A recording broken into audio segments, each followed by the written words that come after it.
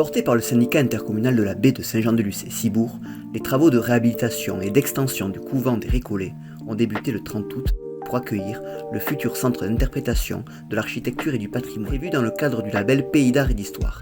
Fondé sur ce qui fut longtemps une île, le couvent des Récollets se compose d'une vaste chapelle à laquelle fut accolé un cloître permettant de distribuer les 3 ailes du couvent. À partir de 1675, la maison des évêques vient enserrer le chevet de la chapelle et compléter l'ensemble. Un couvent, à la différence d'un monastère, est un lieu ouvert sur le monde. La chapelle accueillait autant les fidèles cibouriens et lusiens pour les offices qu'un public averti lors de ses conférences théologiques dès le XVIIe siècle.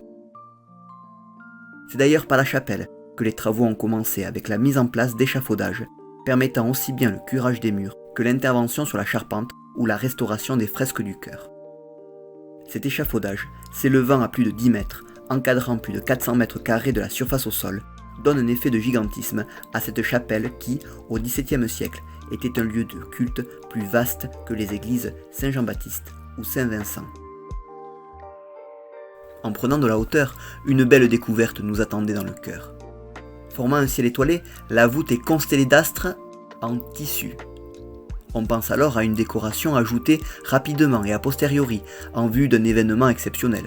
Peut-être l'accueil de Louis XIV et Marie-Thérèse d'Autriche qui, nous le savons, ont assisté le 8 mai 1660, à la veille de leur mariage, à une messe dans cette chapelle. Ces décors peints feront prochainement l'objet d'une campagne de restauration.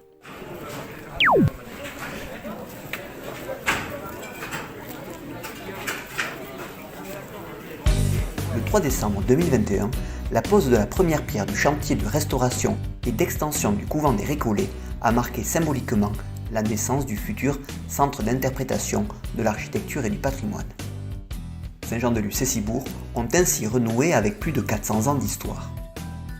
La cérémonie s'est tenue dans le cloître, un espace de déambulation et de réunion pour les frères Récollets. Il permettait, à partir de 1643, la distribution des 4 ailes du couvent, notamment au sud, le réfectoire détruit en 1825. La pierre inaugurale se trouve dans la coursive nord, fermée à partir de 1821, à l'arrivée des services des douanes. Grâce aux travaux de restauration, le cloître déploie de nouveau l'ensemble de ses arcades, laissant apparaître ici ou là quelques éléments décoratifs au sein de cette architecture marquée par une grande sobriété. L'élément emblématique de cet espace est bien sûr la citerne avec margelle monumentale. Les statues qui occupaient jadis les 3 niches ont disparu, comme l'inscription de 1662 en latin, rappelant que ce monument était un cadeau du cardinal Jules Mazarin qui voulut désaltérer ce couvent dédié à Dieu et à la bienheureuse Marie de la Paix. Sous ce sol bombé, facilitant l'écoulement des eaux pluviales vers des rigoles, se trouve une réserve d'eau douce dont disposaient les frères du couvent. Ce dispositif est bien connu d'une ville comme Venise. Cette citerne, prochainement restaurée, participe aujourd'hui comme hier de l'identité du lieu. Elle a inspiré les artistes et continue d'intriguer les curieux.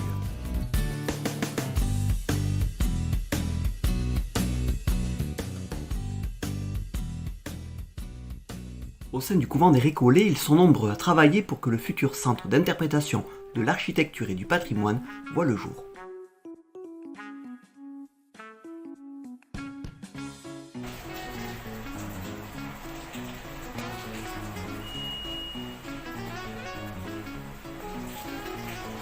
Je m'appelle Foula Franzen. Je m'appelle Marc Viol. Aujourd'hui à Ciboure, ce couple de restaurateurs est en charge de la restauration des décors peints du couvent. Nous sommes ici, dans l'une des 2 salles de l'aile ouest. Des sondages avaient révélé la présence de décors. Les premiers travaux de restauration nous apprennent qu'il s'agit ici de peintures du XVIIe siècle, à la détrempe, c'est-à-dire réalisées grâce à un mélange de pigments, ocre rouge, jaune et noir, d'eau et de colle d'origine animale, le tout appliqué sur une surface sèche. Nous en sommes pour l'instant à la phase de conservation. On découvre les décors en enlevant cet enduit gris, on fixe la peinture, on bouche les accidents de surface. Ce n'est qu'ensuite que la restauration proprement dite commencera, après que les restaurateurs, l'architecte et les services de l'État se soient mis d'accord sur un protocole d'intervention. Armés de patience, nos restaurateurs travaillent avec des martelines, des petits marteaux très légers, des scalpels, des sondes de dentiste, des petites spatules. Rien de plus pour l'instant. Ulla et Marc révèlent jour après jour des décors jusqu'alors inconnus. Mais plus qu'un décorum, ces peintures ont valeur de témoignage. Textes et représentations figuratives offrent un ensemble unique faisant explicitement référence à l'histoire des Récollets de Saint-Jean-de-Luz et Ciboure. Quant à la deuxième salle, avec ses décors en grisaille plus géométriques, elle fera l'objet d'un autre épisode de Béréguine.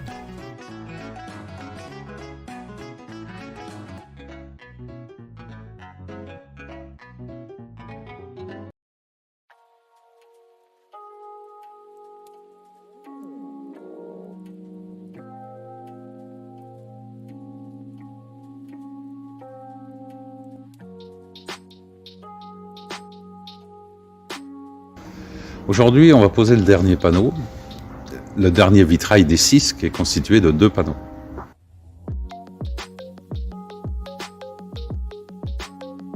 Apparemment, il n'y avait pas de vestiges de varlotière parce que c'est souvent ça qui nous permet de savoir s'il y avait des vitraux avant et de trous de vergettes également. Donc là, il n'y avait rien. Donc je pense qu'il y avait des menuiseries avant, bois simple. Je ne pense pas qu'il y ait eu de vitraux avant, je pense pas. Le dernier vitrail, on va l'approvisionner par l'échafaudage avec un système de cadre qu'on fait monter. On va le poser en feuillure.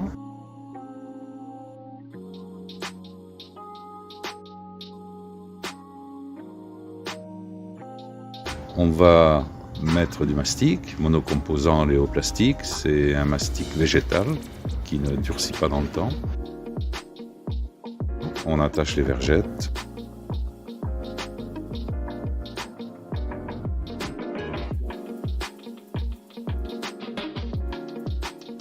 On met les clavettes sur les varlotières et voilà.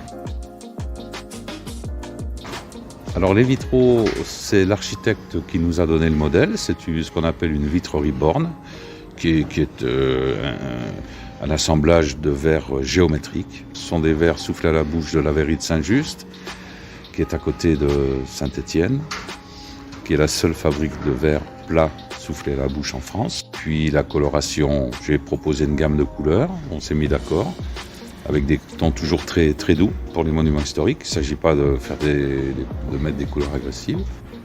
On a mis 2 mois, c'est les filles qui ont travaillé dessus. On a fait les tracés ensemble. Pauline a fait la coupe, et Émilie et Pauline le montage, et le mastic chantier qui s'est très bien passé. Parce qu'on a commencé à poser lundi, là nous sommes jeudi, il n'est pas midi, et le camion est déjà rangé.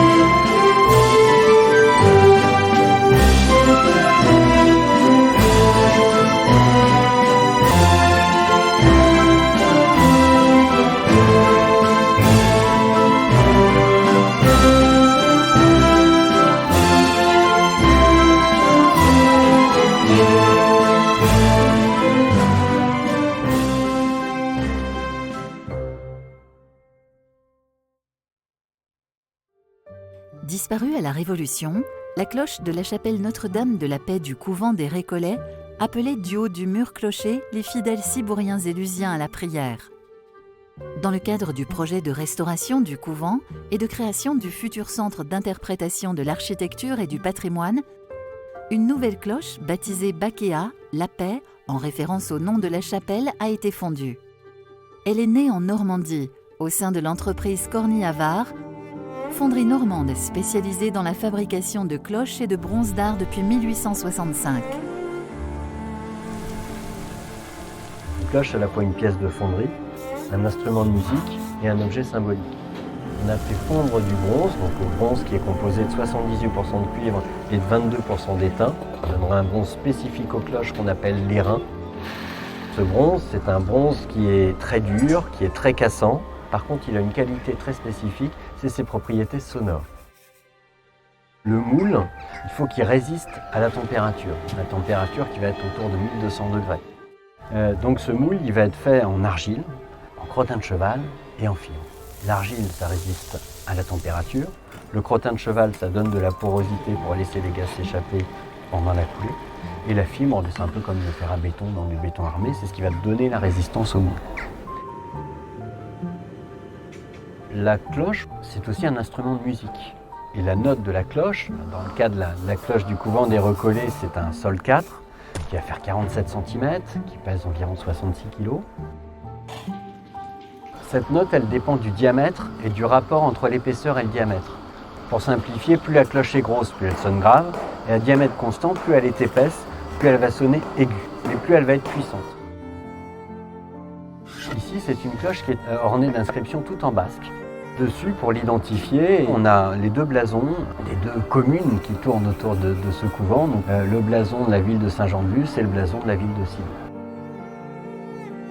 Rendez-vous en 2023 pour entendre résonner Bakéa.